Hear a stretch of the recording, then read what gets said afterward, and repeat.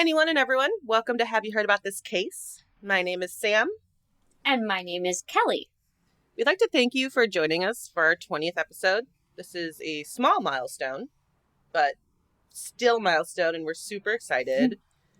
And thank you for sticking with us this far. But we have something very special today to mark this occasion, and we have two very special guests. So why don't you guys say hello? Hello. So my name is Becca. And I'm Nancy. And we're from Insane Investigations. We're so excited to have you guys here. Thank you for having We have us. a really fun and unique episode. I'm very excited about this one. Yeah, Yeah. we've been so And Kelly, you really excited. kind of... Oh, good. I'm so excited, too. It's going to be a fun one. Yeah, Yeah. definitely. And Kelly, I kind of kept you very, out of this for a You while. did. I wanted it to be as much of a surprise as I could because I knew that you were going to like it. Yeah, I do. I didn't read anything except for the. Good. I entered the one song that I'm going to do at the end real quick, but then everything else is going to be a surprise to me too. Cool. That's so exciting. Good. So today we are breaking down songs that are inspired by true crime. And if any of you have listened to other episodes, you know how important music is to us. So this kind of felt like a really natural thing for us to do for one of our milestone episodes. But before we dive in, we always like to ask our intro question. And we definitely want to include Insane Investigations in this. So my question, in relation to kind of what we're doing today, is what are some of your favorite songs from when you were a kid? Oh, that's a good question. That is a good question. I think, there's a lot of songs that I like, but I actually have one that relates to true crime, so I think I'm going to pick that one. And it was actually I Don't Like Mondays, because when I was a kid, I didn't know what the song was about, and I thought it was just That's about... on my list to cover. No way. Oh my gosh. I'm so sorry if you can hear my dog. Absolutely. Oh, That's no worries. okay. Our pets are always in our way. Yeah, I've got a little guy Arthur here too, who you might hear snuffling around. Yeah. But I've heard of that song too. It's a crazy story, too, and it's accurate about school shooting. Oh God. That's morbid. Yeah, that's what I mean. I just thought, it's about, not wanting to go to school. It's, my theme song. And then I found Right. out later on, and I was like, oh, my God. Right. Yeah, it was, I don't remember her name, but she lived across the street from a school, if I remember right, and I think she you're didn't right. want to go to school that day, and ended up shooting at the school, and in her, explanation of why she did it, her response was, I don't like Mondays. Yeah. Wow. She was just like, I just don't like Mondays. She was sitting in her sitting room, aiming at people from... I mean, man, I don't like Mondays either, but that's a bit extreme. a little bit extreme. Right?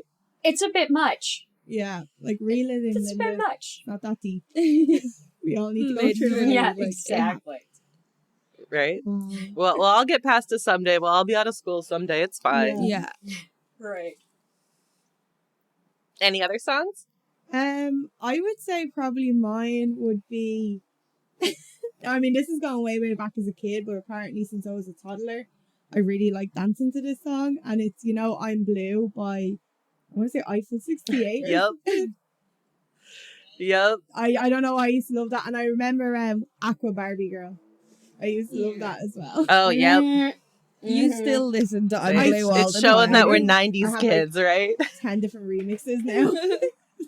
Yes. That was the song back in grade school and middle school. It was. Yeah. It was the bop. My first CD that my dad gave me was, he gave me 2 CDs, and they were Back in Black by AC/DC and Highway to Hell by AC/DC. And so I would definitely say Back in Black, that song. A little true crimey, not true, but a great song. Nice. It is a really good song. I haven't listened to that song in such a not. long time, but it was a Right. really, really good song. I'm actually going to have to listen to it now that it's in my head again. Just to reminisce. Yeah. Right. And it's a good album, too. Back in Black has a few good songs on it. It does. Oh, yeah. I have a feeling that tonight I'm going to be listening to all of these songs. Well, Yeah. one good thing is I am creating a Spotify playlist that we're going to be linking Ooh, cool. with every song that we're going to be talking about. Even better. So we are going to be able to share that on our socials. We'll definitely share it with you guys Thank you. because we intend on continuing doing this. There are so many songs out there Yeah. that we can make so many episodes about this, and it's a lot of fun. So I'm going to keep that going. Every time we do a new episode, I'm going to keep adding the songs to it. That's deadly. We'll Yeah. definitely share it. And if you want to let us know whenever you're doing these episodes, we can like reshare it on our socials too. Oh, that's great. Thank you. No worries. A lot of my songs that I actually have from my childhood are on this list today that we're going to be covering. So I'll just kind of go through mine as we go. Yeah. But let's start with one of my all-time favorite bands, Nirvana. Love Oh. Nirvana. I am actually wearing my Nirvana shirt today. I Representing. love them. Yes. Nirvana was actually one of the first albums I ever bought for myself with my own money. So Nirvana holds a very special place in my heart. Mm-hmm. It's so good. Yeah. And the song I'm going to talk about today is Polly. I don't feel like it was necessarily a huge song for Nirvana, but it definitely had an impact. It was released on Nevermind in 1991, and a little fun fact before all of the darkness that we're going to get into is they recorded this in my home state of Wisconsin with their producer Butch Vig. No way. I didn't know that. He's actually from Madison. Yep. So he's from Madison, and he does a lot of work in Chicago here still. But I just, that's some home state pride. I Yeah. gotta throw that in there. Oh, yeah. And fans actually heard Polly before 1991, before it was released on Nevermind. It was actually first performed in June of 1998. And they intended it to actually be part of a 5-song release on an EP. And they wanted to get this done before they go on tour so that it could be something that they play while they're on this tour and kind of refresh their lineup. But unfortunately, they just didn't get the songs recorded in time, and they just had to leave on tour. So it got kind of put to the side for a couple of years. And then they eventually re-recorded it with Butch Vig, and it was released on Nevermind. Such a good album. Oh, it's fantastic. I actually literally have the LP sitting next to me that I bought a few weeks ago that I just haven't put away yet. But the actual true story of Polly is incredibly brutal. But it is a survivor story. So that is something that is pretty exciting with it, because unfortunately a lot of these we don't have survival stories. And I don't know if her name is actually Polly or not.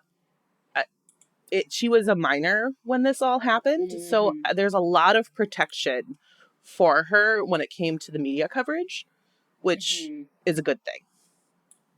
Yeah, I don't think it was actually ever released because it's funny that you were saying it's not like a big song for Nirvana, because I was always a huge Nirvana song, and I only came across Polly like a couple of years ago when I was watching a documentary.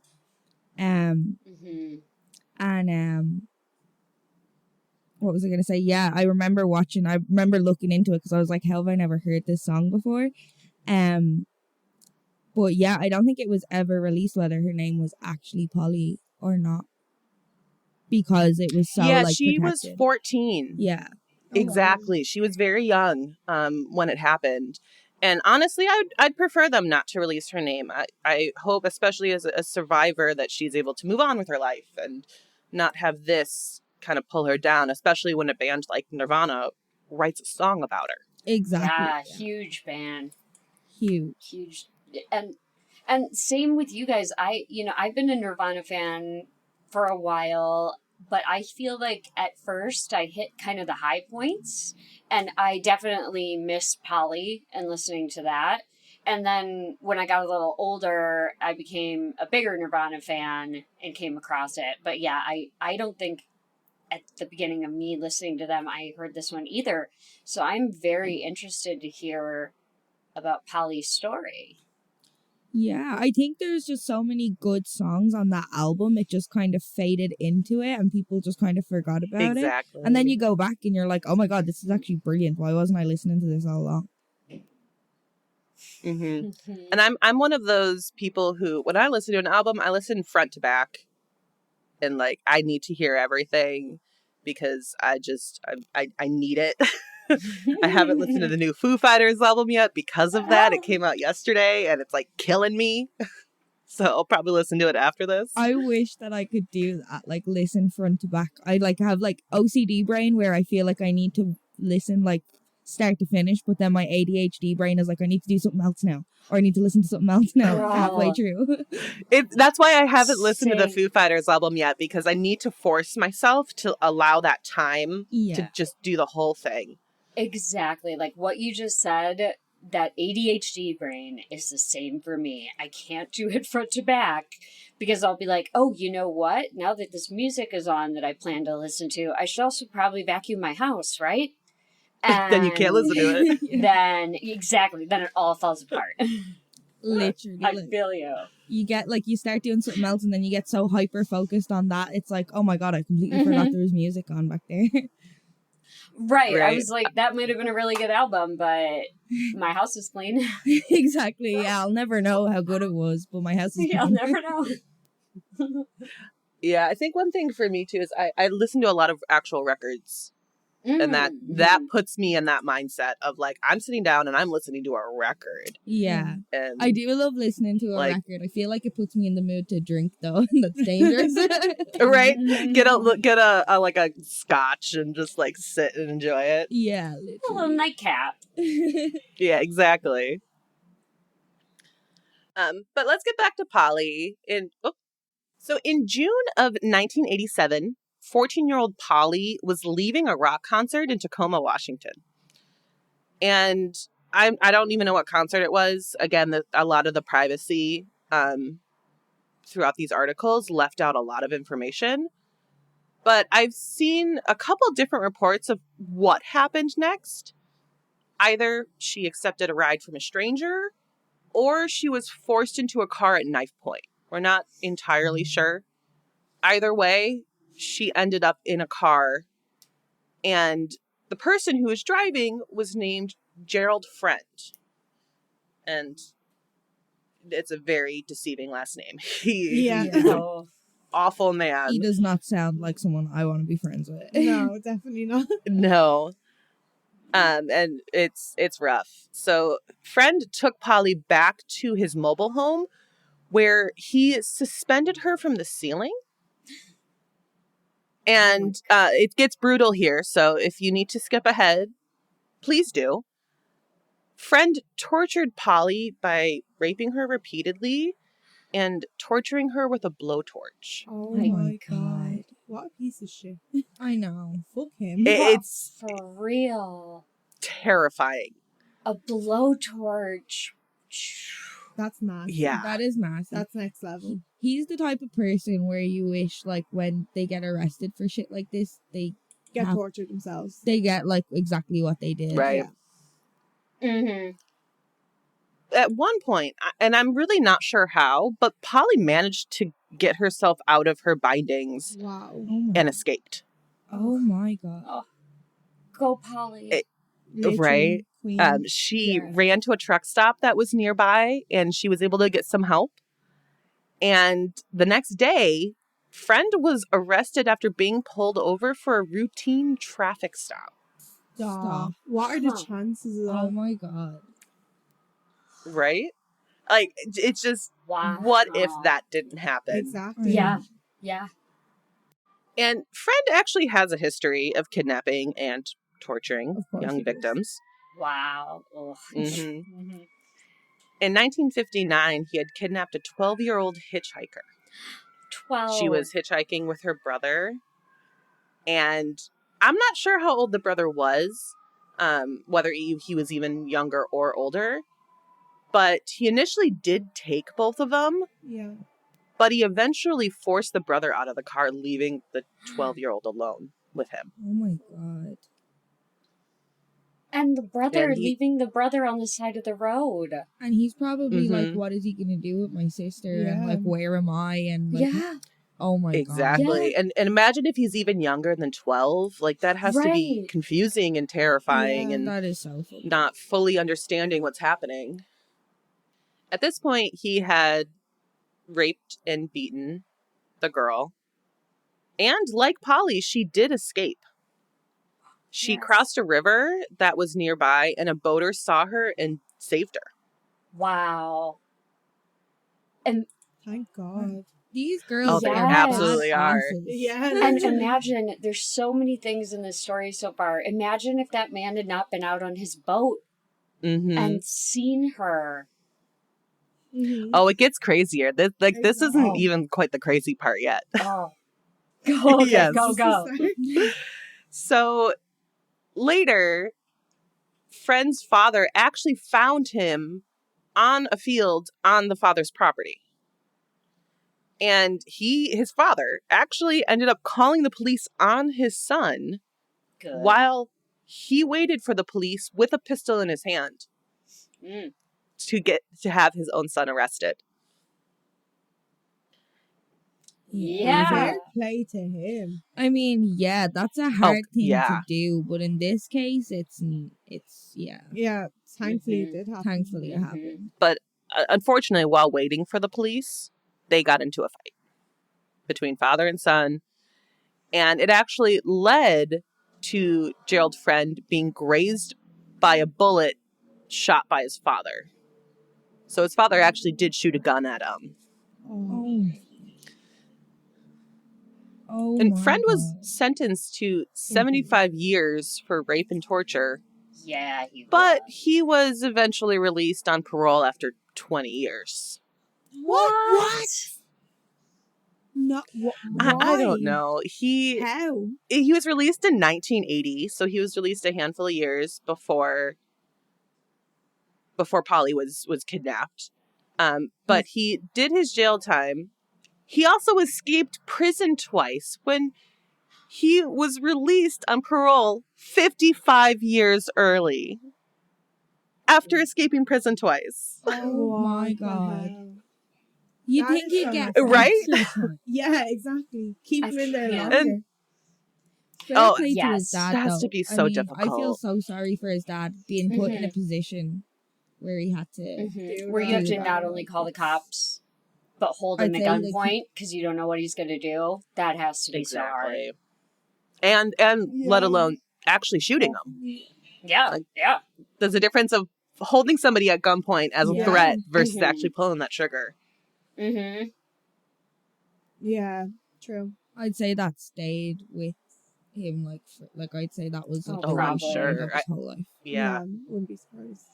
And so after Polly escaped and Friend was caught again for rape and torturing a young woman, he was ordered to serve a second 75-year sentence.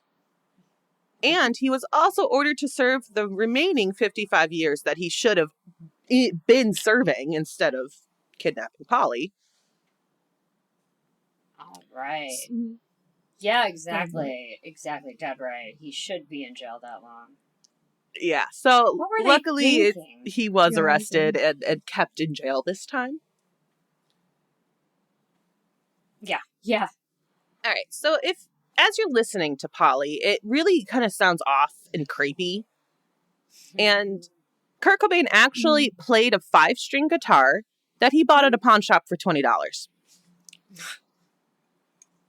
And so it really gave that like extra spooky vibe because Yeah. it never tuned right. And he said in a 1992 interview with Guitar World that he didn't even bother to change the strings after he bought it. It Oh. could barely stay in tune. And It was being held together by duct tape. Wow, that doesn't sound Oh sound my worth God. $20. Right? But it does sound very much like Kurt Cobain. No. It does. Yeah, Yeah. I'm pretty sure I've seen a picture Mhm. of him with that guitar, and I Yeah. remember just being like, "That is deadly! Like that is so." Good. Oh. I play guitar, and I like really old, like banged up looking guitars, and I remember just being like, "I want that guitar," Yeah. even though I could never play it. Right? I just $20 want from a it. pawn shop. I can't believe they don't have that. I am from, you'll hear more when I talk about my story, but I am from the state of Ohio, and that is where the Rock and Roll Hall of Fame is. So they do have a ton of that memorabilia. And they have the Nirvana section, of course, but they have the guitar that he like smashed. That it's in like two pieces. Oh, the one that like broke while he was performing and he smashed it. Yes, yeah, they have that one, but they don't have like the cool $20 pawn shop one. But worth visiting. They've got some really cool Nirvana stuff. Oh, I really want to go.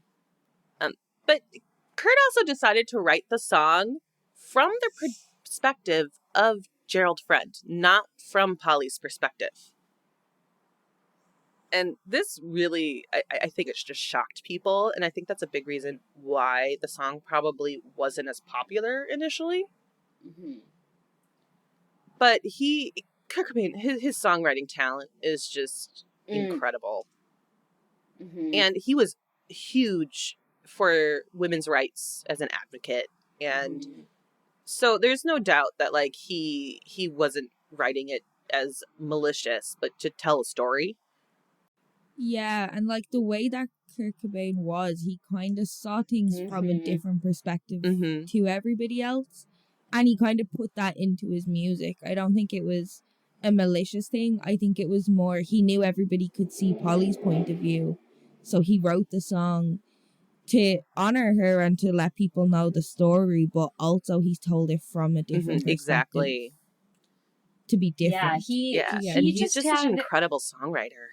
And he just had I think you're right, he just had a very different frame of reference from others, which is, I think, one of the things that makes his songwriting so good, because the perspective is different, but the perspective is not unknowable. Like, once you hear the music he's written, you're kind of like, oh, I see it the way he's seeing it, and it's I think one of the very cool things about the songs he writes. Yeah, I very, very much agree. And he's quoted in 1991 talking about crimes in relation to rape, saying that it's one of the most terrible crimes on earth, and it happens in a few minutes. The problem with groups who deal with rape is they try to educate women on how to defend themselves, and what really needs to be done is teaching men not to rape. Go to the source and start there. Hell yeah. Yes, Kurt. Yes, Kurt. Yeah. Speak on it. He has a song called Rape Me as well. Like he wrote about things that people didn't write about. Exactly. And he was very clear about his beliefs, whether it was in his songs or in interviews. And a lot of people at that time weren't as vocal as he was in that way. And even today, there's a lot of people who aren't as vocal about it. There's a great quote.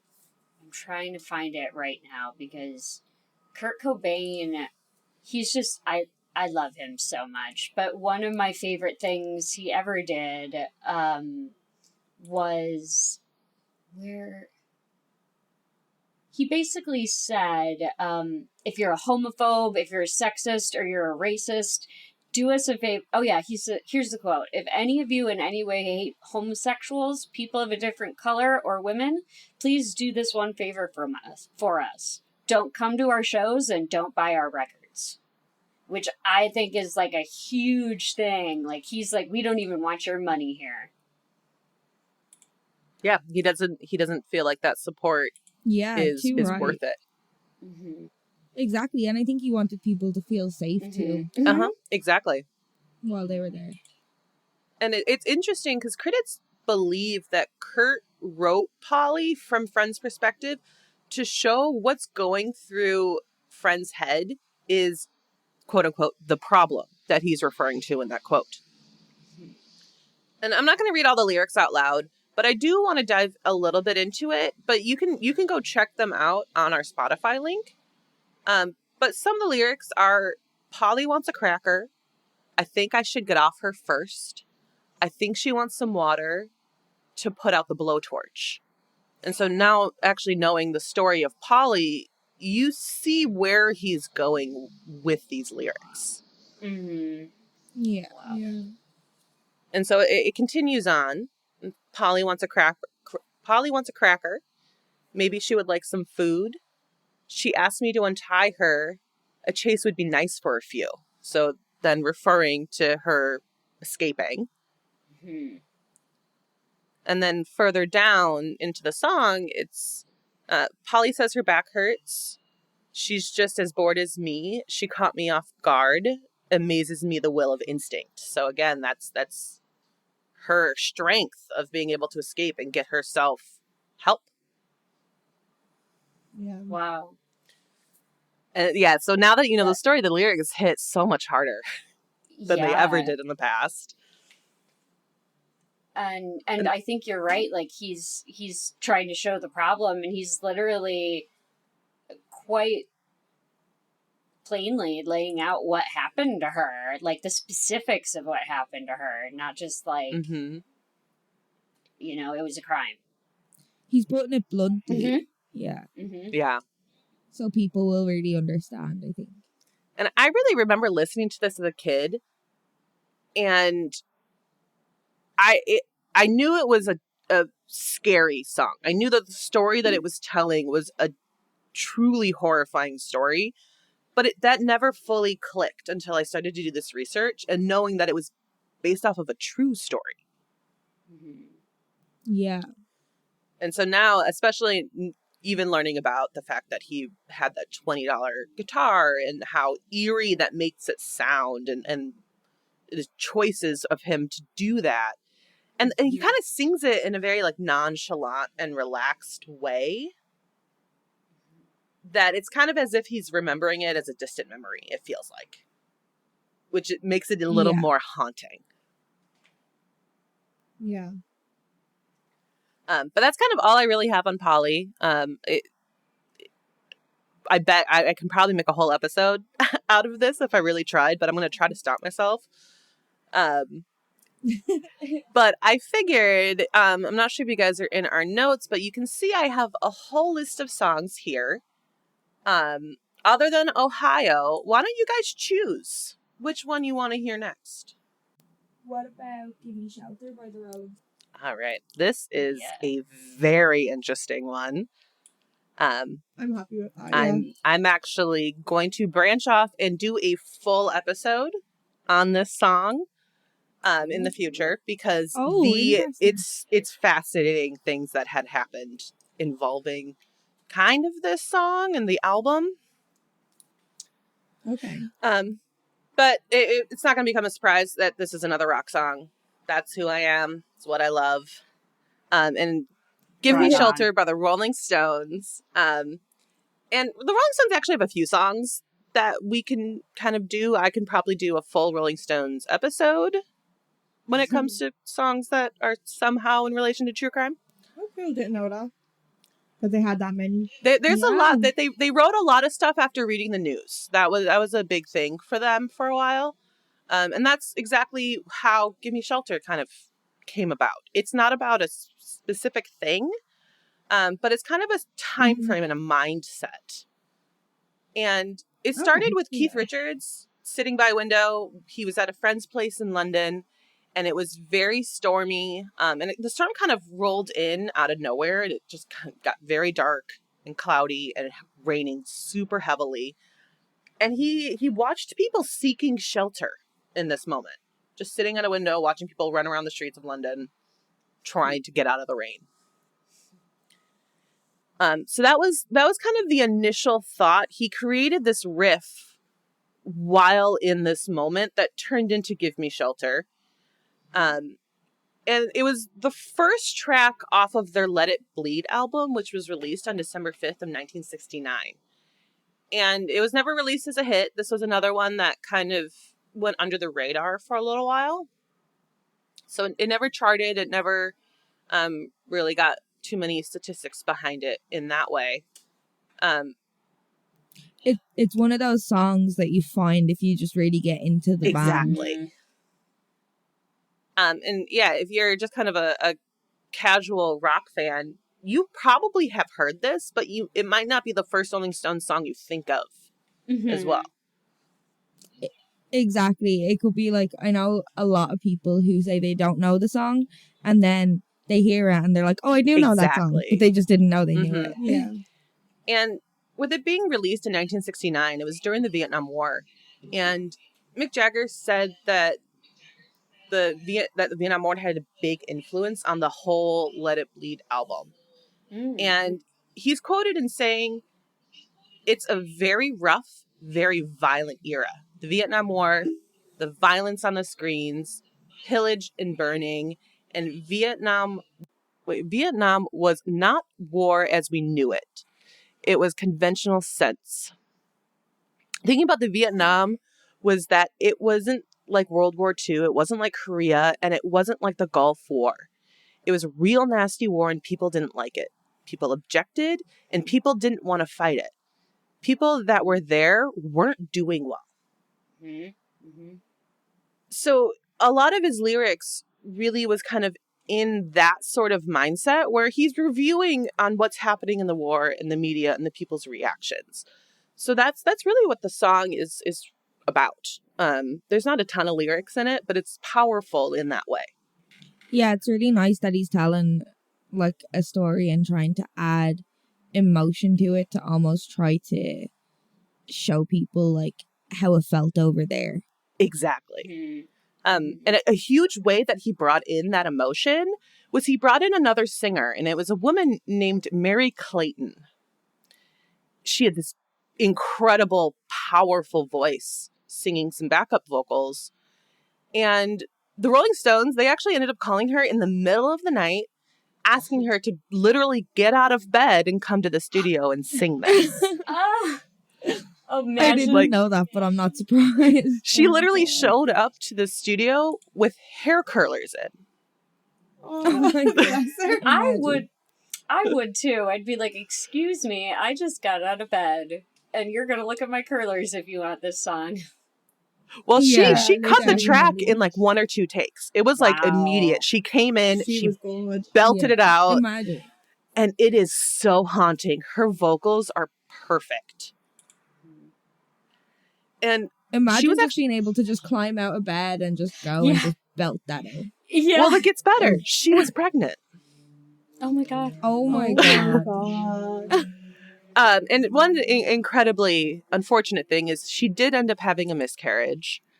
And from my understanding, it's a little kind of confusing the way it's worded because it's very brief in everything that I've read. But it sounds like she potentially went on tour with them or was frequently singing the song with them. And that took a big toll on her body. And it sounds like due to kind of that stress that she put on her body with them, she had a miscarriage. There's some articles that kind of make it sound like it happened that night of the recording. But then there's an LA Times article that explains a little more, that it sounds like it was after. But it very, very unfortunate outcome of this with how powerful her voice is. It is a very hard job to have, though. Like, we recently read a book called Daisy Jones and the Six. I love that and it's book. Loosely... Yeah, it's really so good. And it's loosely based on Fleetwood Mac. So... you know, you're kind of reading about them going on tour and stuff, and it's just a constant, like, you're constantly traveling, you're constantly singing, you're constantly performing, you're constantly at parties. It's a non-stop thing. Yeah. So if you're doing it pregnant, like, I can't imagine the stress that you'd be under. Yeah. Exactly. Yeah. But let's get into the lyrics a little bit. The opening verse, "Oh, a storm is threatening my very life today," if I don't get some shelter, oh yeah, I'm gonna fade away. So it's pretty ambiguous in the beginning, Mm-hmm. Yeah. but you can certainly see where that story of Keith Richards sitting at the window kind of comes in immediately. Yeah. 100%. And further into the song, a line in the chorus is rape, murder, it's just one shot away. And a lot of where that is coming from is also just reading the headlines and seeing crime everywhere. Yeah. Yeah. And so you, obviously the song's very dark, and there's so many different like ways that you can kind of take it, that it can create a very vivid story in your head, but it could be a different story from what you guys are hearing than what I'm hearing, than also what they're talking about with the Vietnam War. Right. Yeah, you can kind of interpret it your own way. And I think that's a sign of a really good song, because it can be taken in different ways where anyone can kind of relate to it in some way or another, Yeah. in different ways from each other. Definitely. I don't know if you guys ever listened to Bon Iver. Sometimes. Yeah, anybody I speak to about any of their songs mean something different than they'd mean to another person. Like, and I love that about different bands, like being able to listen to it and like talk to people and they have a completely different understanding or interpretation of it. Exactly. It's a sign of a great writer, in my opinion. I was going to say that too, exactly. Yeah, that I think that's a hallmark of a good songwriter, that the story speaks in many different ways to individual. Yeah. Mm-hmm. And something that kind of happened that isn't actually the song, but I'm going to include it because it is some crazy things that happened with the Stones that actually was filmed in a documentary called Gimme Shelter. And I'm not sure if you guys have ever watched it. I've seen small clips of it. I haven't finished it yet, but it's a very interesting documentary, and I very much recommend it.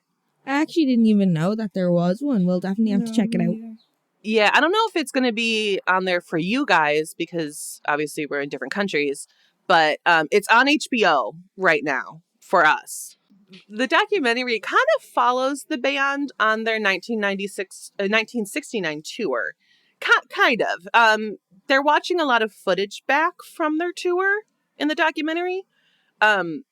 But it's very interesting because you're kind of seeing their reactions to things that have happened after the fact, because they're so in it. They're doing so many things. They're on stage, they're traveling, they're touring, all of it, that there's times you can't really live in the moment for them.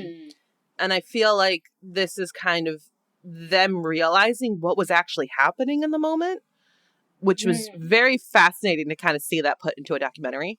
This does sound and honestly, oh, sorry. Go ahead. I was going to say, this does sound like Daisy Jones and the Six. It does. Yeah. It's so But familiar also, with it. I don't know if you guys have seen the movie Almost Famous. I love Almost Famous. Almost Famous is just... Oh, it's such a good movie. You would love it if you love Daisy Jones and the Six. It's a story just like that. With Kate Hudson is the main, like, she's like the Daisy Jones figure of it. Mm-hmm. But it's based. based on a true story about a reporter who was really young, like a teen, traveling with Led Zeppelin. Sam, you can cut all this in editing if you want to, but I have to say It's so that. good, though. No, we'll definitely have to give it a watch. Yeah. All right. So at the end of their 1969 tour, and which is covered in this documentary, they did a show at the Alamo.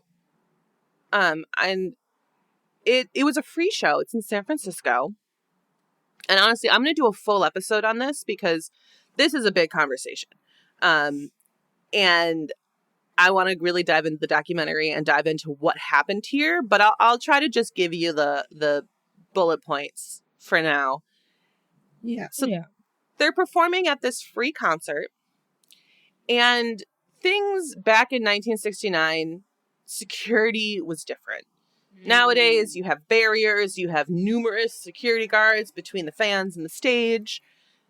Back then, they didn't have any of that. And the Stones needed this. Like, I'm assuming that at least some of you have seen reaction to seeing the Beatles and how crazy people would go over the Beatles and Beatlemania. And that was really when security started becoming involved much more heavily. And the Stones were no exception to this. The Stones were in a similar boat. And imagine just trying to do your job, which is play music and be on a stage in front of people and constantly having people throw themselves at you. Wow. So what the Stones did at this time during this free concert is they actually hired the Hells Angels Motorcycle Club to be security. No way. That's insane. Imagine. Yeah. And so what they did is they hired them, but they didn't pay them cash. They paid them in beer. So they offered $500 worth of beer, which this is 1969. $500 is a lot of money. Oh, yeah. In today's standards, it's about $4,000 worth of beer. Yeah, it's a lot. Like it's a lot of money. And Meredith Curly Hunter Jr., he was an 18-year-old black man, and unfortunately, again, this is 1969. Racism, still a major, major issue. Segregation was still a hot topic. And he wanted to go to the Stone show. I get it. I want to go to a Stone show. So his sister actually convinced him to bring a gun with him to the show for his own protection, because it was very dangerous for him just living his life. So at one point, Hunter wanted to check out the show closer, and so he actually tried to climb on top of a speaker to get a better view. And the Hells Angels saw him and yelled at him to get down. And so obviously they're doing their job. They're doing what they can. And at this point, I'm not sure if Hunter was on some sort of drugs or not. I kind of believe that he was, but the articles weren't super clear. And when I do a deep dive, I'll hopefully have an answer to that. But back then, everybody was kind of on drugs. So. Exactly. Yeah, you guys are right. Yeah. And imagine, like, you're at a concert, too. Like, he probably at least had, like, a couple beers or something. Yeah. And at the very least. And also at this point, the crowd just became kind of unruly as a whole. And Mick Jagger was trying to calm them down. He was actually pleading with the audience on stage to calm down.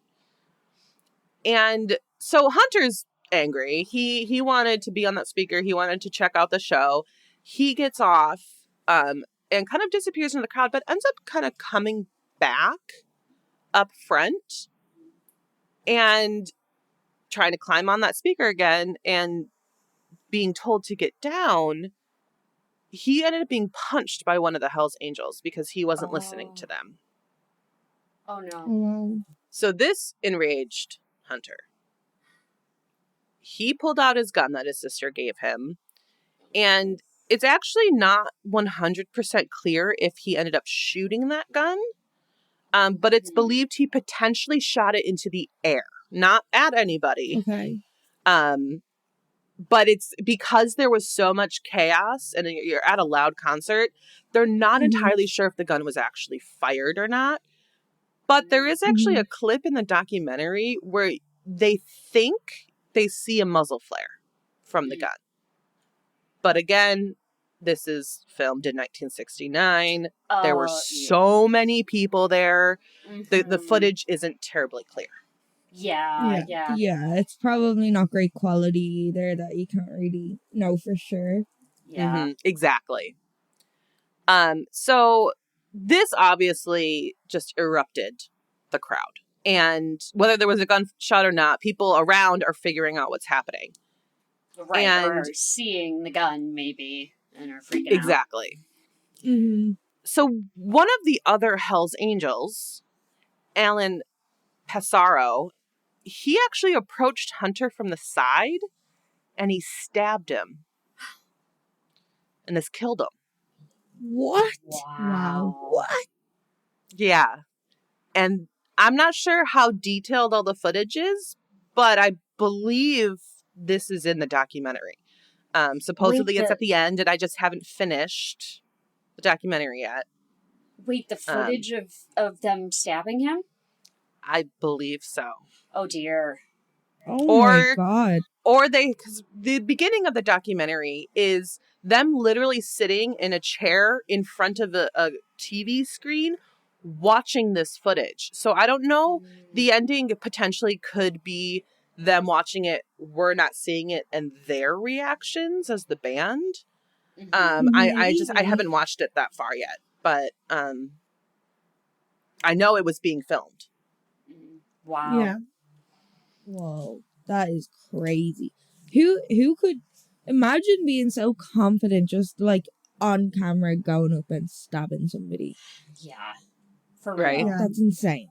Yeah, and there's a lot more to this. I don't really want to get into like what happened to the Hells Angels that did this, because I do want to cover a full episode on it, so I don't want to give too much away. Yeah. But this, I remember hearing this as a little taster kid. For it. Exactly, yeah. I remember hearing this when I was a little kid, that Hells Angels were hired as security. But I didn't fully understand what happened until I did this research. I just kind of knew, somebody died at a concert for the Stones, and Hells Angels were involved. Crazy. But I didn't know the details. I knew none of that. Yeah, I had no idea about any of that. That's crazy. No, me either. Yeah. I can't believe they hired Hell's Angels as security. Right. But yeah, in the documentary, it was really interesting because there was a lot of conflict when it came to doing this free concert, because the Stones wanted it to happen, but it sounds like San Francisco didn't, or that the property owner specifically didn't. And so there's actually footage of, I believe it's the property owner and the mayor on the phone, and the mayor is trying to convince the property owner that the property won't be damaged. Which, it's gonna be. It's a Rolling Stones concert. Yeah, like it's a concert. What you expect? That's a hard sell. So yeah, it was the concert before this all happened was pretty controversial. Yeah, it's very interesting. I'm very, very excited to do like a real deep dive on this. Yeah, I'm excited learn to more listen to that details. episode. Yeah. Now I'm excited. Now after hearing like a little bit, I'm like, oh, I'm dying to know like the full ins what and outs. else? Like, Right.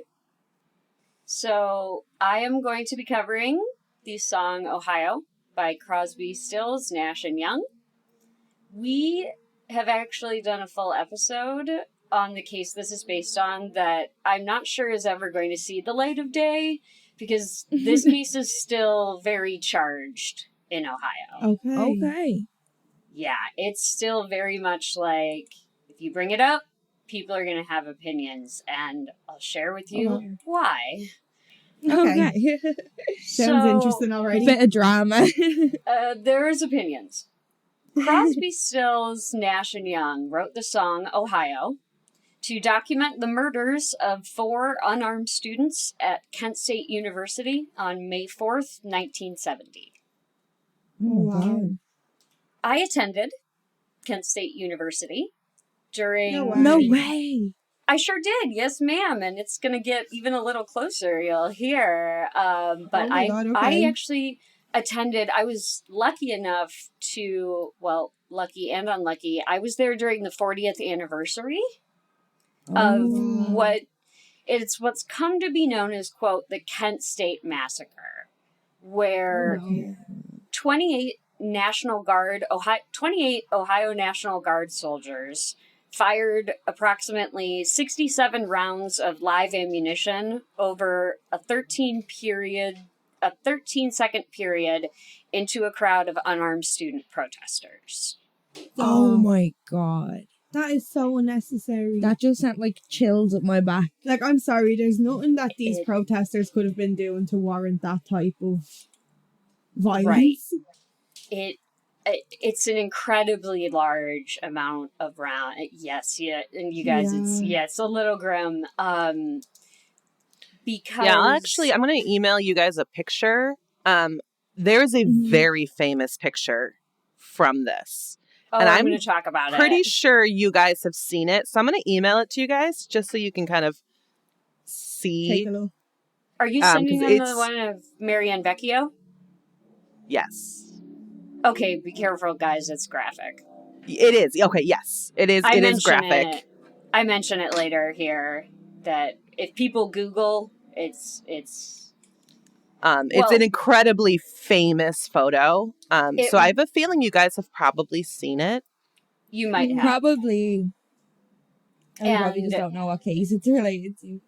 So what you guys said is sort of one of the little rub points of contention a lot of people have, which is like the level of violence and does it justify it even if they were armed? Because some people will like to justify this by saying like, oh, well, they were throwing rocks at the National Guard or they were throwing things at the National Guard. And so that's kind of one of the rub points. But for me, and I think for a lot of people, that's not enough for me. I don't care if they throw a rock at you. You can't compare a rock to 13 rounds. I'm sorry. Like, especially when these are Ohio National Guardsmen in riot gear. They're in riot gear. Exactly. That's what I mean. A rock won't do much damage to them. No. So 4 students were murdered and they injured 9 others, permanently paralyzing 1. Oh, no. And what we've just discussed, and the photo you may have seen in textbooks or our listeners may have seen, it is by the photographer on the scene, John Filo. Mm-hmm. And John Filo won a Pulitzer Prize for his image of a young girl. Her name was Marianne Vecchio. And she was, I believe, 15 years old. She had run away from home. And she is crying out over the body of Jeffrey Glenn Miller, who is one of the victims. Mm-hmm. And here I want to warn everyone that if you Google this case, if you Google the Pulitzer Prize photo, it is extremely graphic and contains the imagery of the corpse of Jeffrey Miller. Yeah, and we took the risk and we Googled it just there. And it did is you quite, see it? Yeah, it is quite graphic. It's not good. It's sad. It's quite grim. Yeah. It's bad. Yeah. It's bad. So yeah, use your own discretion, everybody, because it is rough. Yeah. Mm-hmm. But here I'll share. So the victims killed were Jeffrey Glenn Miller, who we just discussed from the famous Pulitzer Prize, and he was 20. Allison B. Krause was also killed by a shot from a rifle, and she was 19. Mm. William Knox Schroeder was killed, and he was 19. And Sandra Schubert was killed, and she was 20. So young. They're also, they're all babies. Like. Yeah. Little babies. And so the students were killed with M1 Garand rifles, which was the official service weapon of the U.S. Army during World War II. And these things, listen, I don't know anything about munitions or firing them or anything like that, but luckily my husband does, and I did a little research. But these things, these M1 Garand rifles, fire huge bullets. There's no other way to describe them. They're huge. They're called 30-06 Springfield bullets, and they're about 2 inches long in the palm of your hand, and they're about the width of a nickel. Oh my God. And the reason I'm so specific with this is because still today standing on campus is a metal sculpture that has a hole in it that was made from one of these bullets. Wow. So you can go to Kent State today and there is still they've done a great job. They've integrated a walking tour. There's a lot there with it, but one of the holes from a 30-06 bullet is still in the metal sculpture. Yeah. They got lucky though that they only had so little fatalities then. Like considering just the power of this ammo and the fact that they were shooting so many rounds, like it could have been a lot worse. Exactly. It's still not great what happened by any means. Like it's still horrific to even think about, but it could have definitely been a lot worse than that. Yeah. But it's You're still, right. yeah, You're right. 100%. And that's in that unreleased episode that we might someday release. We talked a little bit about that too, which is that there's so much firepower and it's against unarmed people, but the death count is so low that there's every chance, there's every reasoning that a lot of these soldiers maybe just shot into the ground or shot into the air or didn't want to harm anybody. But we can't know. There was a few that unfortunately were actually aiming. Yeah. Jesus. Exactly. That's insane. Exactly. Yeah, it's hard to believe that every soldier involved wanted to follow those orders. Yeah, see, I don't think I so. feel like a majority of them didn't want to. I would say so too. Yeah. We'll talk about the orders as well. We'll get into that. Well, I think what you said is just 100% correct. Like, with the firepower they had and the numbers, if every one of those National Guardsmen were firing to hit somebody, it would have been way higher. Yeah, definitely. 100%. And you have to think as well, like you said, factor in the fact that these were people that were trained to use firearms and stuff. So I'd say if they wanted to, they 100% could have. Yeah, I'd say the mortality rate would have been a lot higher. Yeah, 100%. Absolutely. Absolutely. So the 30-06 bullets were shot. That one of the students was killed with a rifle, and I was not familiar with this again because I've actually never even shot a gun. I find them to be very frightening, but apparently, you guys might all know this. I'm sure there are going to be people who listen to this who are going to scream, "How did you not know this?" Well, guns are illegal in Ireland, so we definitely don't know any of this. I've never even seen a gun in real life, so I don't. Oh God. Well, when you go to Kent State, there are literally still cops in riot gear on every holiday, every big party night, everything, and they always come in riot gear to Kent State because of this business. Yeah. But apparently, when you're shot with a rifle, the bullet then explodes into shrapnel when it hits its target. Yeah. So, unfortunately, one of these students was killed because of that. It basically like explodes. Brutal. Yeah. Yeah. And so the protests, kind of tying back to what we talked about just a little bit ago, this protest began over the invasion of Cambodia during the Vietnam War. Mm-hmm. And a new mandatory draft was going into effect.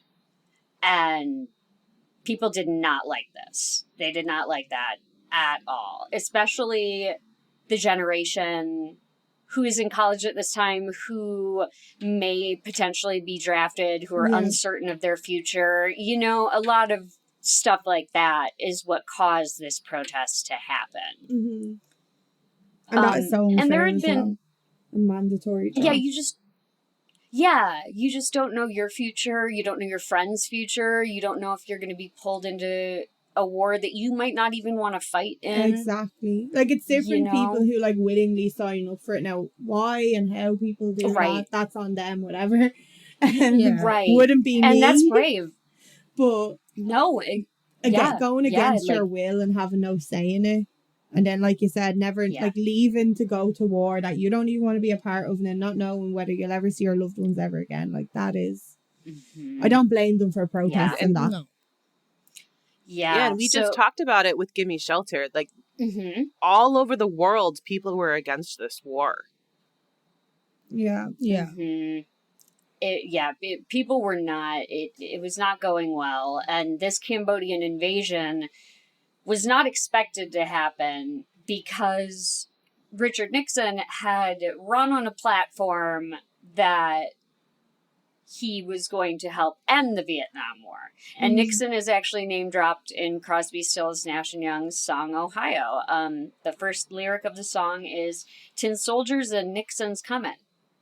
So it very much references the draft and Nixon's participation in this war that he said he was going to end. And there had been escalating incidents in the days before May 4th. Like, there were other smaller protests, there was some property damage.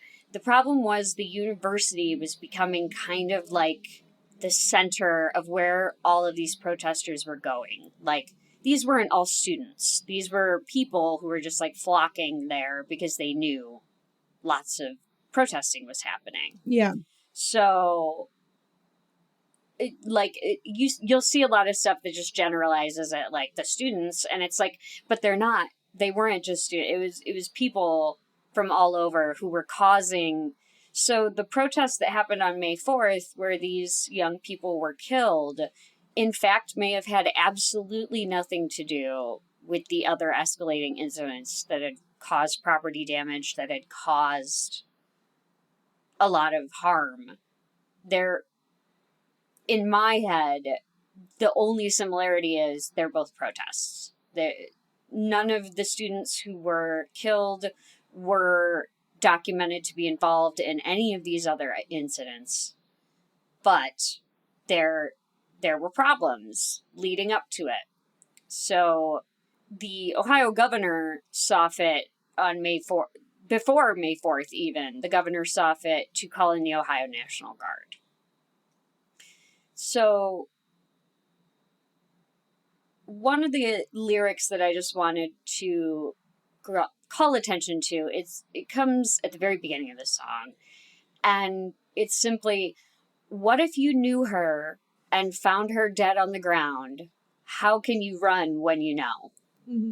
And this lyric here hurts my heart because it could reference any of the victims, despite that it's gendered with her.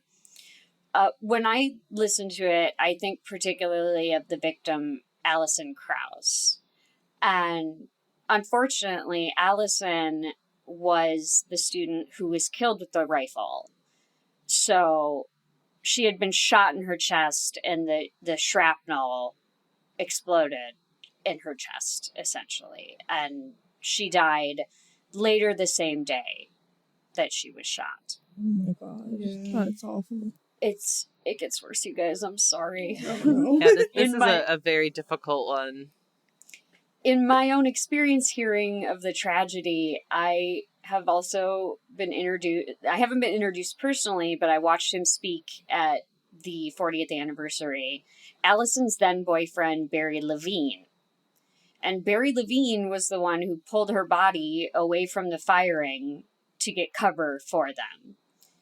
And in Levine's shattering poem called "Who Killed Allison? What Had She Done?", he addresses all the local agencies passing around blame for the deaths. When I saw him speak, he described staying with her as she lay dying from her injuries. So I can't imagine what Barry Levine must have been going through, because essentially Allison bled out there in the parking lot in his arms. Yeah, and they're in college. Like they're I just know. trying to live their lives, and It's too like some young. students were literally walking to class when this happened. Yeah. Yes, ma'am.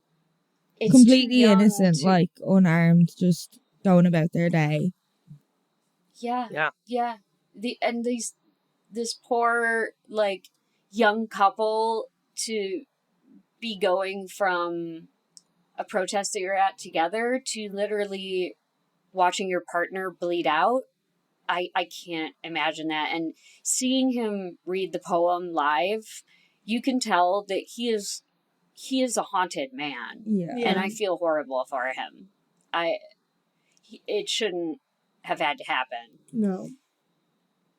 And Allison, she sticks with me because Allison was also an honors college student, of which I was a member during my time at Kent State. So her death just resonated with me because Allison was also born in Cleveland, Ohio, and that is where me and my family are from within the state. Every day on my way to class, I crossed through what is now a parking lot where a young woman, much like myself, was gunned down. Oh my god. Kent State has... Yes, girl. Yeah. No Kent words. State has No since words. built... No, it's insane. Kent State has since built honor college dormitories that run parallel to the entire area of the May 4th tragedy. So, like, it happened on a hill in the middle of campus, and right next to that hill, they've built these dorms. And I lived in them for 2 of my 4 years of school. Mm-hmm. So every day, I crossed through territory now marked historical, and I often thought of Allison. Like, Yeah. what if I had been there 40 years ago? Would we have attended classes together? Would we have protested together? You know, could I have been standing next to her? Yeah, like it's terrifying to think about. Like, imagine you were just at your college taking part in a Yeah. peaceful protest for the most part, and then Right. no. It's- Kelly, you and I have done protests together. Mhm. We've gone, and hearing all of these sorts of details now, when you and I went, we had a full on exit strategy. Mm-hmm. Like we kind of went through everything of like, Mhm. okay, if we're at it was a march, and so we're like, if we're at this block, this is where we're going if things get out of control. Yeah. Yeah. And like every step of the way we had a plan, and unfortunately it's because of Things this like as an this, example Yeah. of why we needed to do that, But that's the when thing. we're like- literally trying to stand up for fundamental rights that we believe in. Yeah, and I think Right. a lot of people wonder why people are so interested in true crime, and people think that it's weird. But I think the reason that people are interested in it is because we're learning how to stay safe. Do you know what I mean? Like, we're Mhm. learning how to protect Absolutely. ourselves. Mhm.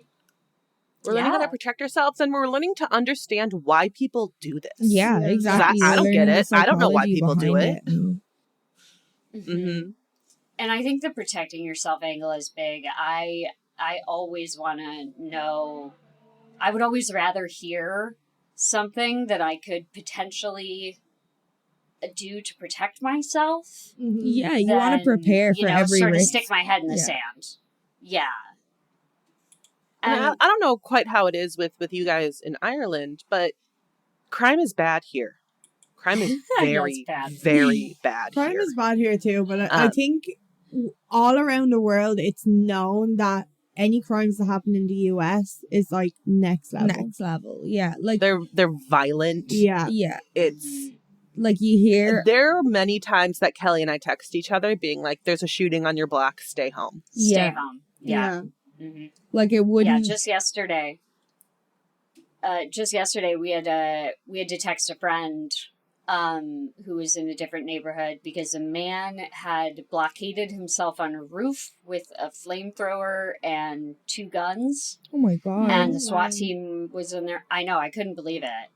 Yeah, he's waving a swastika flag from the roof. Holy shit! Man. That's Yeah, so I had to insane. text my friend like, "Hey, if you're don't walk around in your neighborhood today because I don't know how close you are." Yeah. Yeah. To, Yeah, SWAT teams are out. The Yeah. whole like block was barricaded down. That is Like, and Also- unfortunately, that's just news. We read things like that pretty frequently. yeah. It's wild. No, it's crazy. Like we read a lot of stuff about, you know, shootings in the US and attacks and stuff, and like it happens here, but like it wouldn't be like I've never witnessed anything like that. I've never Yeah. had to like stay home. I remember once there was a threat of a school shooting in my secondary school, but like the guy didn't even like have a gun. It was just kind of like trying to scare people, which it was fucked up. Like everybody was crying and being sent home, and it was insane. But no, like we've never had stuff like that. A lot of the stuff that happens here would be more like kind of gang related. Like it's not just it's like not like just Yeah, random I've had people. my school fully locked down before and like had to be searched by SWAT teams. Like that happened when we were 17. That's crazy. In my tiny town in northern Wisconsin. Like it's unfortunately crime here, I think, is just more frequently violent. Yeah. Definitely. Yeah. And it's prevalent. Yeah. It's insidious. It's so bad. But to come back to what we said before too, I think one of us brought it up. I don't remember because I was enjoying the conversation. But another point that should be made here about Kent State is that only 2 of the victims were confirmed to be attending the protest. Allison Krauss and Jeffrey Miller. Yeah. William Schroeder and Sandra Schuer were simply walking the campus near the event. They were walking yeah. It was so sad and so powerful. William Schroeder's roommate came out in the press and said, like, he wasn't out there to, throw rocks at cops or anything. He was killed with a folder in his hand. He was going to class. Yeah. Like, he wasn't even involved. Yeah. Mm-mm. That is crazy Mm-mm. to me. Like, Yeah. that's what kind of hit me the most about the case. Like, either way, it's an awful, awful thing. Mm-hmm. But imagine just walking from one class to another. Like, that's what hit me the hardest. I was like, that's... Like, minding your business, Yeah. not involved in any of this, and then just being a victim to it, nonetheless. Right. And So. yeah, those 2, who knows if they even knew that a protest was happening.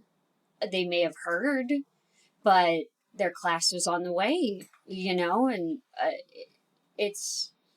And this is before cell phones and social media, and so it's not like they could check somebody's status and see that, oh, there's something happening across the quad or whatever. Yeah. Mm-hmm. Like they truly could have walked in blind. Yeah, and it's very likely that they did. But in Crosby, Stills, Nash and Young's song, the main chorus and lyrics simply are sung for dead in Ohio. And during the outro of the song, the words "How many more" are sung. Yeah. And no one within the National Guard has taken responsibility for an order to fire on the unarmed students, even though afterward there was some bragging from one individual guardsman confirming his pride in hitting and injuring a student. Oh my god, that is just... What? That is sick. Mm-hmm. That is disgusting. That's disgusting, yeah. That is a horrible, horrible thing. What a piece of shit. I can't imagine bragging about it, and they were able to link this guy conclusively, like, I imagine through ballistics, but to the student he did hit and injure, so he wasn't kidding. He did do it.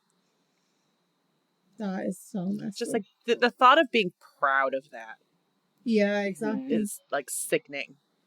It's gross. And so that goes to what I mentioned before is, nobody still to this day, nothing, everybody has said there was no order to fire. Nobody has taken responsibility for being the one who said, like, fire, like, nobody, the position of the Ohio National Guard is that there was no official order to fire. Yeah. However, I don't see how you could get 28 National Guardsmen to fire all at once. No. Without an order. Yeah. Yeah, it doesn't really make sense. Like, So- they're hardly gonna all decide to do that at the same time without somebody telling them to. Right. All at once. Like, they all at once just made that decision. No. I don't think so. But a funny other musical tie-in is that Chrissie Hynde, who would become the lead singer of the Pretenders, was a student at Kent, and she was at the protest that day. No and way. I think, Yes. That's And I think a mad. quote from her memoir is quite poignant. She says, quote, "They were all on one knee and pointing their rifles at us. Then they fired.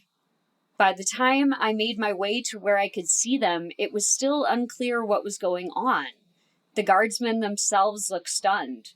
We looked at them and they looked at us. They were just kids, 19 years old like us, but in uniform, like our boys in Vietnam." Oh my That's just such a God. crazy thing to think about. Yeah. Yeah. I didn't even think about it that way, and that's like even more heartbreaking to think about. Yeah, exactly. And I think this quote gives perspective just on who is being fired on and who is firing Definitely. and their similarities, you know, because they're 19-year-old kids. And however, even though it was never litigated as such, I'm going to continue to refer to what happened at Kent State as murder, as Vice President Spiro Agnew admitted on the David Frost show in Los Angeles 3 days after the shootings that what happened at Kent State was murder, quote, "but not first degree. Since there was, as Agnew explained from his own training as a lawyer, quote, no premeditation, but simply an over-response in the heat of anger that results in a killing. It's a murder. It's not premeditated, and it certainly can't be condoned." So, again, it was never litigated, but the Vice President of the United States called it murder. Yeah. And I think that's a So- really well put phrasing of it, because he's right. I don't think that there was premeditation to any of this. No. At least I hope not. No, but I don't think so. It resulted in deaths, and people should be held accountable for that. Yeah. 100%. And like I said, this case was unfortunately never litigated. The most responsibility that was ever taken was taken by the state of Ohio in response to Alison Krause's father's activism in the case. The state of Ohio gave him a, quote, statement of regret and $15,000 for the loss of his beloved daughter. That is Which just, is, like, Yeah. money doesn't replace It doesn't. his daughter, Like, but that's such a small amount in reality of it. I'll tell you that today that is roughly $117,280. But I can tell you that that's $117,280 that fixes nothing for this man. Exactly. No, definitely not. You know? Yeah. Like, and a statement of regret, that for me, a statement of regret is not the same as saying an apology. No. Mm-hmm. Agreed. Okay, cool. I'm like, am I crazy? That sounds No, like, we agree, yeah. Yeah, like that's not the same as an apology. no, definitely not. That's a sorry this happened instead of sorry Right. we made a mistake. Yeah, Right, exactly. right. It's like, oh yeah, I'm sorry for your loss more than a... Right. Like this happened, not like we apologize that this happened. Mm-hmm. So in 1971, Crosby, Stills, Nash and Young released Ohio as a direct statement in response to the shootings. It became an anthem for the anti-Vietnam War movement. In 2010, 40 years after, the area was listed as the Kent State shooting site on the National Register of Historic Places. And like I said before, I was lucky enough to attend Kent during the 40th year anniversary speaking event, where I saw Barry Levine read his poem and heard from survivors that had been shot that day. And was I skipping class? Yes, but I'm glad I did it. Oh, I totally would have in that moment too. Yeah, I was like, listen, these speakers are still talking, and that class will happen again next week. Right. And the National Park Service stated the site is, quote, considered nationally significant given its broad effects in causing the largest student strike in United States history, affecting public opinion about the Vietnam War, creating a legal precedent established by the trials subsequent to the shootings. For the symbolic status the event has attained as a result of a government confronting protesting citizens with unreasonable deadly force. And the end of this story is that in 2016, 46 years after this, the site of the shootings was designated a National Historic Landmark. Well, I think that that's kind of a good thing. It's a nice way to, like, memorialize what happened. And it's nice because now developers and things like that can't touch it. Exactly. Yeah. Yes. Yeah. Yeah. Because I wish that happened sooner, but I'm glad it happened. Yeah. I do too, because as you guys recall, they paved over this area. It's a parking lot now. Oh my god. Like before the protection was in place or anything like that, like they were like, okay, let's just plow this area and put a parking lot there now. And they've got a memorial up, but it's literally parking spots. So you can park your car right next to, next to a spot where the body of one of the students lay. They're marked with like lanterns on the side, and each one has like a granite nameplate of the student's name.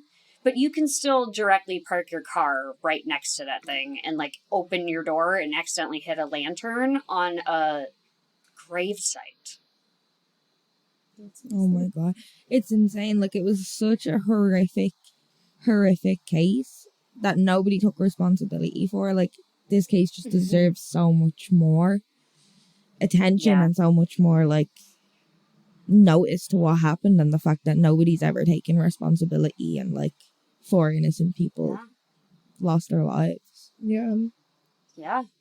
And this is an interesting one to me because we did a couple episodes very recently about a shooting where I grew up, and Kelly had never heard of it before. She never heard of the conflicts in the area before, but I was taught Kent State shooting in school. Like, that's how big of a deal this was for our country at the time. Is that wasn't local to me, and the stuff that happened in my hometown is major news in reality, but it didn't even touch the level of news that this got. How. Yeah. All right, we're ready to get into the last one? We are. All right, this one's going to be quite a bit shorter because there's actually not a ton of research on it. But I actually really wanted to include it because I listened to this band a decent amount when I was a kid. But they're actually from Dublin, so I thought this would be kind of a fun one to add in there. No, Thin Lizzy was actually my dad's favorite band his whole life. He loved Oh, Thin really? Lizzy. So that's perfect. So he'll be excited listening to this. I there's not a ton of research on this one. 'Cause the song's actually about Jack the Ripper. Oh my god. And it's called Killer on the Loose. But what's really interesting about it, again, kind of similar to Polly, it's written from Jack the Ripper's point of view. Yeah. Oh. Yeah, and there's some crazy things that kind of happened around this time that it's interesting that they happened to release this song at this time. But it was on Thin Lizzy's 10th studio album, Chinatown, that was released in 1980. Wow, so they were kind of Becca and Nancy. This song and band is all totally new to me, but it sounds like they were kind of prolific. 10 studio albums. That's No, they were really popular. Sorry, my dog is just like coughing into the microphone. Aww. Oh, I'm gonna just send her downstairs to go down to Nathan.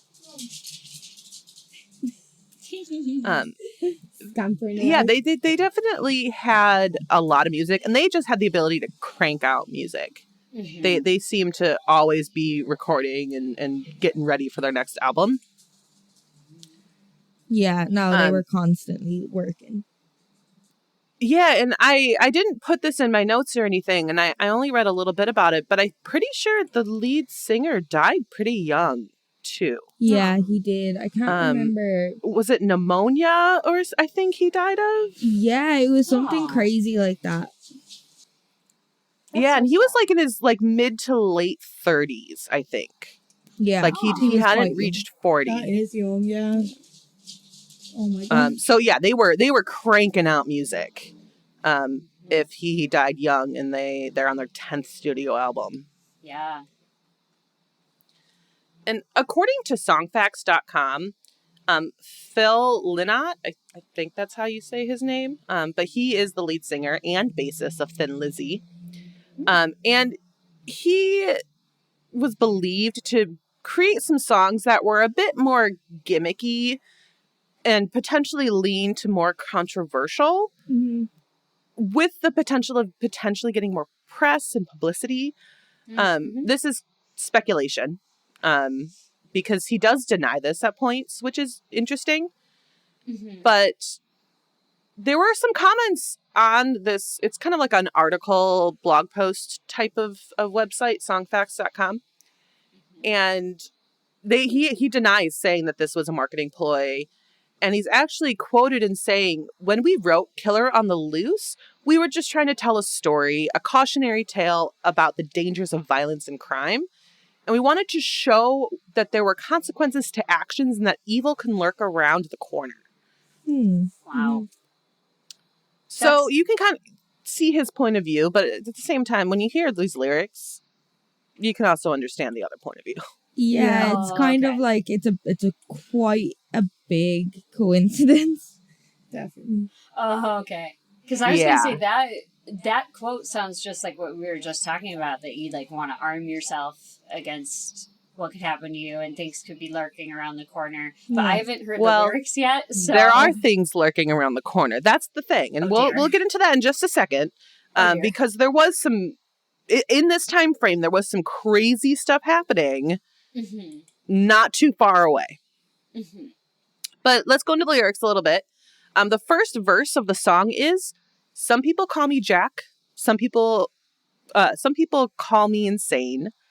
I'm looking for somebody and I don't even know her name. I might be looking for you wherever you may be." Wow. Ew. So clearly from Jack's point of view. Yeah. Wow. Yeah. And if you're familiar with the Jack the Ripper case, which I assume most of our listeners probably are, just because it's probably one of the most well-known cases of all time. But this being written from Jack's point of view is a very unique telling of the tale. But just to give a little bit of a reminder, in 1888 to 1891, Jack the Ripper was believed to have killed 5 women in Whitechapel in London. Potentially more. There's some other deaths that potentially could be attributed to him. It's unsure. But it really is one of the most gruesome cases in history, along with one of the most notorious unsolved cases in history. Yeah. Sam, if I could interject for just one moment, there's a great book called The Five, The Untold Lives of the Women Killed by Jack the Ripper. And it is a very good book that is different. It's called The Five because of the 5 canonical victims. Yeah. And it sort of goes into their lives more. It's a lot more about the times and than the crime that happened to them. It's very interesting. I think I've seen ads like for this. that. Yeah, it looks really interesting. It was a good book. I also highly recommend listening to Morbid's coverage of the Jack the Ripper case. Morbid. Yeah. I'm a huge fan. And I felt like they did this case incredible justice in the way that they talked about the victims and really kind of brought you into what Kelly was just saying, that mindset of the times, because it's hard to put yourself into that because our worlds are so different from then to now. Yeah, 100%. No, I love Morbid because they do go into so much detail on the victims as well as like the actual cases. I think I have listened to the Jack the Ripper one. but they're brilliant. Yeah, I think it's like a 6-episode series or something that they did. But they also continue on. We'll bring them up again in a minute here, because they continued on to do another case that happened at this time. But let's go into the next section of lyrics before we quite bring that up. So further into the song, it's, now you think I'm messing, or he doesn't exist, but honey, I'm confessing, I'm a mad sexual rapist. Jesus. So, yeah, Wow. it's a Wow. lot. And again, the song wasn't insanely popular at the time. And a huge reason why is because this is when the Yorkshire Ripper was active. Oh. Mhm. So this was 1975 to 1980, and he wasn't actually arrested until 1981. So when this song was released, people were just truly living in fear Yeah. because this happened in No. Scotland. Oh, no. Yeah. And again, Morbid does fantastic coverage on that case. On the Yorkshire Ripper, yeah, So- I've definitely listened to that. Yeah, one. they do it Yeah, right That's after brilliant. Jack the Ripper, I think. So they those episodes came out very close in time to each other. Yeah, we're gonna do an episode on the Yorkshire Ripper, and I'm actually using their episode as part of the research because they have so much. Yeah, Okay, I can't I wait love to hear yeah, it's can't wait to hear really good. your guys' take on it too, Oh, thank because you. I listened to their coverage and I really liked it. But I'm just really interested to hear your guys' take on it, because like your guys' take on Eileen Wuornos too was so good. Oh, Thank thank you. Like, I'm excited about that. Sorry, go ahead, Sam. So just a little bit about the Yorkshire Ripper. Again, I'm not going to go super deep into it. Go listen to Insane Investigations if you want more. But his name was Peter Sutcliffe, and he was eventually convicted of 13 murders and 7 attempted murders. And Wow. I really don't think our generation can fully understand that sort of fear people were living in. No, definitely not. Like, you don't hear of like 13 murders and 7 attempted murders all from the same person nowadays. Like, that's terrifying. Yeah. Yeah. And Kelly, you and I the other day were just talking about, there is a theory in Chicago that there is a serial killer in the city. Oh, Okay. Yeah, and there are theories. Yeah, I'm not sure how fully I buy We don't know if into we're it. sold. Yeah, we don't know if we're sold on it, but there are But theories. I understand the argument. Yeah. Mhm. And I'm just kind of comparing that to what it would have had to have been like with Peter Sutcliffe out in the streets and that fear. And I don't live in fear like that every day, even though there is this potential. There's a serial killer in my city. oh my God. Yeah, but that's so scary, man. I just can't. Yeah, I can't imagine like it's 1975 to 1980 when he's active. Like, you don't have cell phones, you don't have any way to get out there. All you know is you're walking the streets, and there have been 13 murders recently. Like, that is Exactly. I don't like leaving my house now, and never mind. Yeah. Like, in that scenario, like, yeah. And so I can only imagine living in this fear and then having this song come out yeah, where bad one of the timing. lyrics is, I'm a mad sexual rapist. It's scary. Like, Yeah. yeah. very scary. It's scary. Yeah. And when I'm researching this, I'm actually seeing a lot of conflicting information. So I don't really have a whole lot of more in this conversation. I wanted to bring it up because it's a very interesting song, and just the timing. Was it a marketing ploy? Was it a gimmick? Yeah. Or was it something that they just truly was unrelated with each other? I don't know. Yeah, But I found it crazy. interesting. But that's kind of all I have for today. I hope that you guys enjoyed this. We really did. It was so good. There's a lot of songs that like I knew and a lot of bands that I listened to a lot, but I didn't know like that the songs were actually based on some of the cases. So it was really interesting getting like the other side of things. Yeah, definitely. I agree. I had I so much definitely fun. had a Me too. I had We fun definitely need to researching do it again. this. Yeah. Yes, Yes. absolutely. Because I want to bring more of this to the table.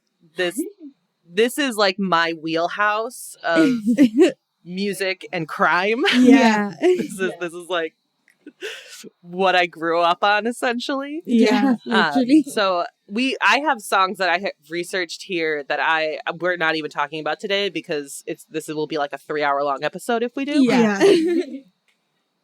But no, we really enjoyed it. Thank you for having us. Yeah, thank you. Thank you for joining us. Yeah, it was so fun. So thank you so much for coming and listening to Have You Heard About This Case? If you liked this episode, we would love a review on Apple Podcasts. We're not ashamed in asking for that because we are new. We want people to hear us. You can find us on Instagram at Have You Heard About This Case? We are now on TikTok.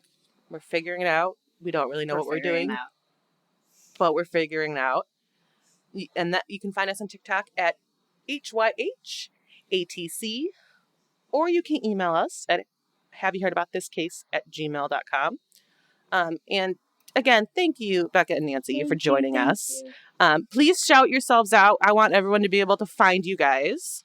Yeah. Well, thank you so much for having us. And if anybody is interested in checking us out, we are on Spotify, pretty much anywhere you listen to podcasts at Insane Investigations.